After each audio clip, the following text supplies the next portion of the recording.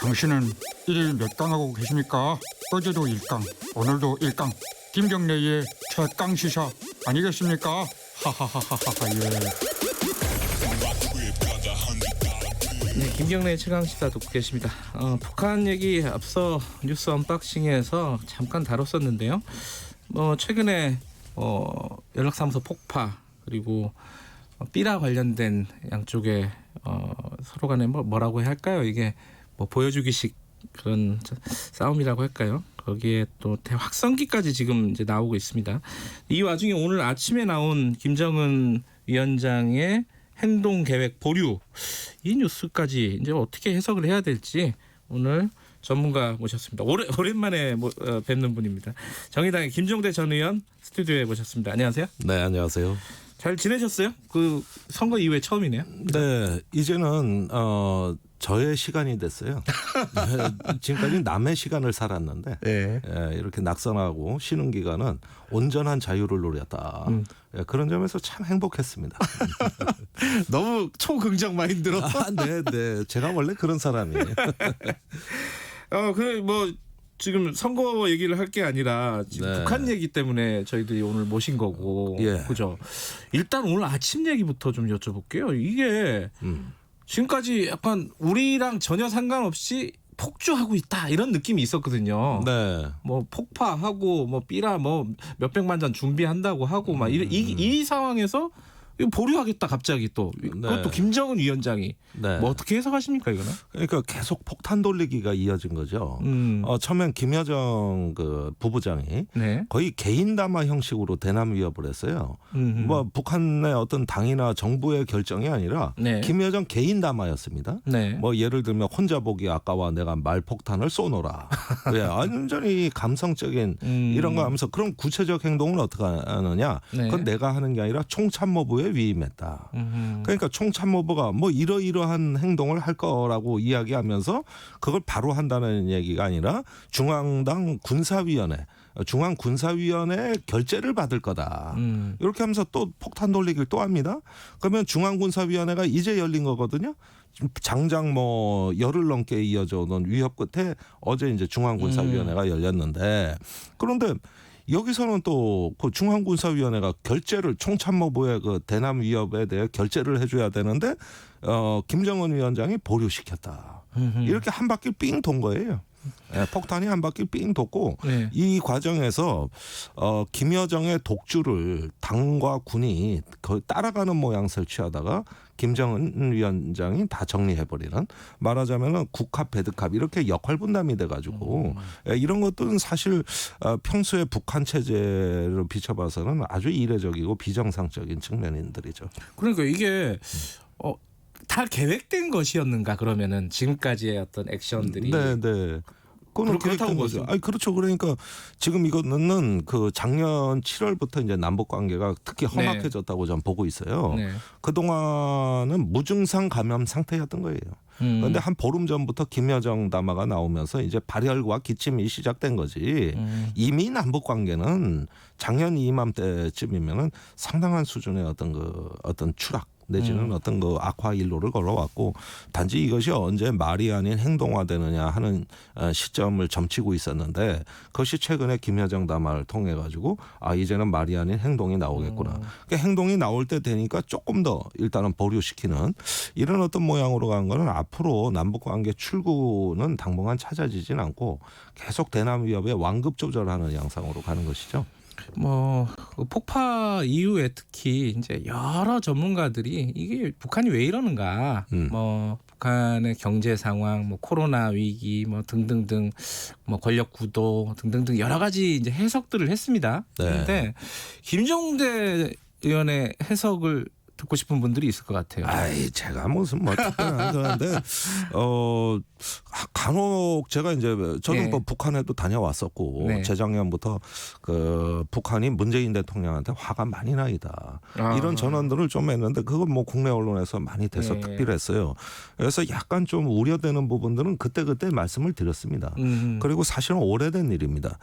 지난 2년간에 우리가 짧은 평화를 누렸지만 매우 불안한 평화였고 언제든 발 한 발만 헛디디면 바로 옆으로 추락해버리는 네. 매우 위험한 평화를 누려왔다는 것이고 이제 그나마도 끝나가고 있다. 이런 점에서 저는 비관적이에요. 그러나 그렇다고 해서 파국이냐 그건 또 아니에요. 북한이 전략적 공세를 취하는 이유는 외교에서 연이은 어떤 무성과 그다음에 어떤 내부 체제 어려움들 이런 것들로 해서 통치의 어려움을 겪다 보니까 아무래도 좀 이 한반도의 판을 뭔가 북한이 주도할 수 있는 전략적 공세 국면으로 바꿔보자는 의도가 있었던 것이고요. 네. 이건 여러 번 예고됐던 거예요. 네. 작년 연말에 레드라인 협상 시한이 지났잖아요. 올해 일체 협상이 없었잖아요. 네. 북미 간에 남북 간에 전혀 협상이 없었잖아요.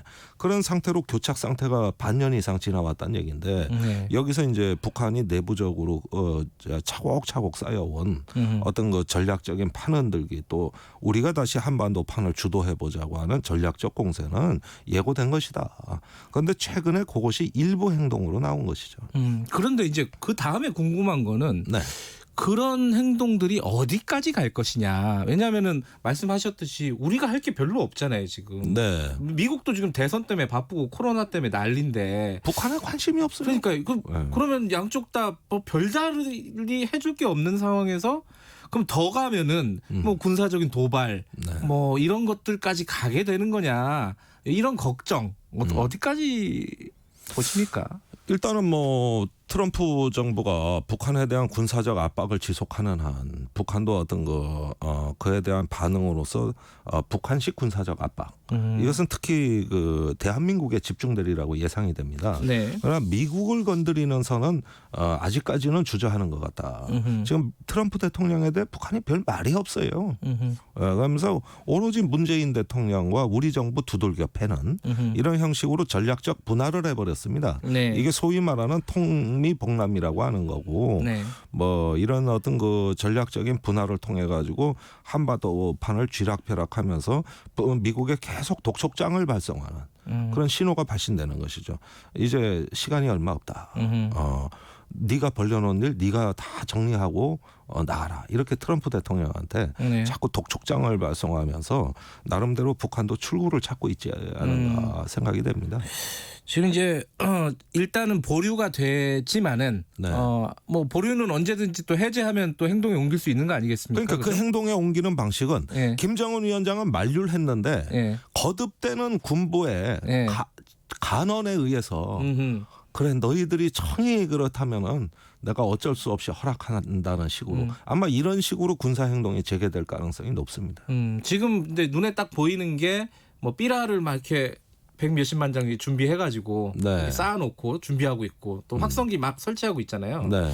근데 이 확성기 설치 관련해서는 조금 이게 둘 다 약간 심리전이잖아요. 삐라도 그렇고 확성기도 그렇습니다. 그렇고. 네, 네. 근데 이게 예를 들어 이제 두 가지 시각이 있는 것 같아요. 정의당 심상정 전 대표 같은 경우에는 심리전도 엄연히 무력 충돌에 버금가는 적대 행위다. 네. 뭐 이런 식으로 좀 엄중하게 바라보는 시각이 있고 그렇죠. 네. 또 한쪽은 예를 들어 뭐 김어준 씨 같은 경우에는 이거 뭐 아무것도 아니다. 이게 미사일 쏜 것도 아닌데 뭘 이렇게 언론들이 오바를 하냐. 뭐 이런 측면이 있어요. 이게 약간 극단적이라기보다는 양쪽의 시각인데 이거 어떻게 어느 정도로 해석하는 게 좋을까요? 아니 그런데 이 확성기 문제가 풀어지는 방식을 봐야 돼요. 네. 확성기 뭐 소음이죠, 잡음이고 북한의 확성기는 성능도 나빠요. 웅웅 걸려가지고 무슨 소리인지도 모른다고. 소음 피해지 뭐 크게 내용적인 피해가 있겠냐. 삐라 그거 보고 우리 국민들 몇 명이나 북한 체제에 영향을 받겠냐는 거예요. 네. 그런 면에서 보면은 그 자체는 별거 아닌 것처럼 보이지만 네. 자 이게 풀어지는 방식을 보십시오. 이 우리 군의 북한에 대한 대비태세 개념은 비례성의 원칙이에요.